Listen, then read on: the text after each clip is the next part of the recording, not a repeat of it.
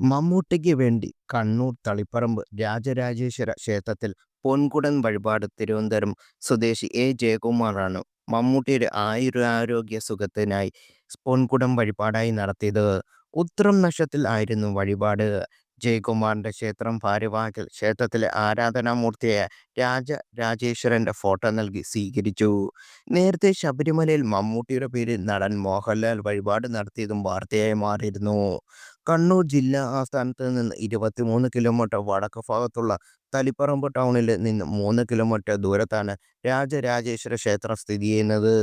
നെയ് നിറച്ച വെള്ളിക്കുടവും പൊൻകുടവും സമർപ്പിച്ചാണ് ക്ഷേത്രത്തിലെ പ്രധാന വഴിപാട്. കഴിഞ്ഞ ജൂലൈയിൽ കേന്ദ്ര ആഭ്യന്തരമന്ത്രി അമിത്ഷാ രാജരാജേശ്വരി ക്ഷേത്രം ദർശനം നടത്തുകയും പൊൻകുടം വെച്ച് തൊഴുകയും ചെയ്തിരുന്നു. 2017 BJP ദേശീയ അധ്യക്ഷനായിരുന്ന സമയത്തും അമിത്ഷാ ദർശനത്തിന് ഇവിടെ എത്തിയിരുന്നു. അമിത്ഷായെ കൂടാതെ തമിഴ്നാട് മുൻ മുഖ്യമന്ത്രി ജയലളിത, കർണാടക മുൻ മുഖ്യമന്ത്രി BS യെദ്യൂരപ്പ, ICC മുൻ ചെയർമാൻ N ശ്രീനിവാസൻ എന്നിവരും ക്ഷേത്ര ദർശനം നടത്തുകയും പൊൻകുടം വെച്ച് തൊഴുകയും ചെയ്തു. കൂടാതെ സിനിമാ രംഗത്ത് മറ്റു പല പ്രമുഖരും